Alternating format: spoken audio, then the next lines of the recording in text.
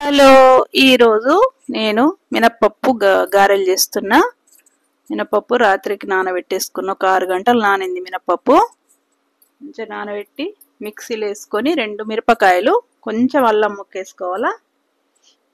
మంచిగా వేసి గ్రైండర్ కొంచెం బరకగా పట్టుకోవాలా, మరీ స్మూత్ పట్టద్దు. వాటర్ పోసి పట్టుకోవద్దు.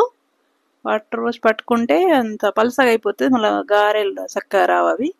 కొంచెం పచ్చిమిర్చి సన్నగా తరిగేసుకున్న, కళ్యామాకు సన్నగా, అన్ని సన్నగా తరుక్కోవాలా. కొన్ని ఉల్లిపాయలు ఎక్కువ వేయకట్లే, కొంచెం కొత్తిమీర వేసుకున్న, కొంచెం సోడా, ఉప్పు, పసుపు,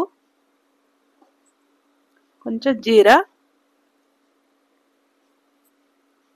అన్నీ వేసుకున్న తర్వాత కొంచెం కలిపి ఒక 10 నిమిషాలు పక్క పెట్టేసుకుంటే మంచి పడుతుంది. అది ఉప్పు కారం అనేది పిండికి మంచిగా పట్టుకుంటుంది. తర్వాత అరటాకు ఆయిల్ వేడి చేసుకోవాలి. పొయ్యి మీద ఆయిల్ పెట్టుకొని, ఆయిల్ వేడి ఎక్కేసరికి కొంచెం అరటాకు తీసుకొని రౌండ్గా ఇట్లా వేసుకోవాలా. కొంచెం కొంచెం తీసుకుంటా రౌండ్గా వేసుకొని మధ్యలో రంధ్రం పెట్టుకోవాలా, లేకుంటే పచ్చి పచ్చిగా ఉంటుంది పిండి లోపల.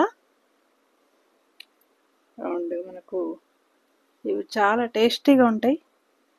ఇలా బియ్యపిండి వేసుకోవచ్చు, కొందరు వేసుకుంటారు. నేనైతే మొత్తం పప్పు పిండితోనే చేస్తున్నా.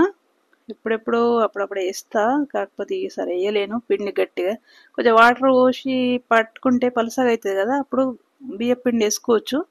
ఇంకా కరకరలాడుతాయి మంచిగా బియ్యపిండి వేస్తే. నేను పిండి గట్టిగానే పట్టుకున్నా కాబట్టి నేను వేసుకోలే. ఇప్పుడు మంచిగా వచ్చినాయి. అవి మసాలా అనేది యాడ్ చేసేసరికి కొంచెం ఉల్లిపాయ అవి టేస్ట్ చాలా బాగా వస్తుంది. ఒకసారి ట్రై చేయండి. వడలు రెడీ, మినప్పప్పు గారెలు రెడీ.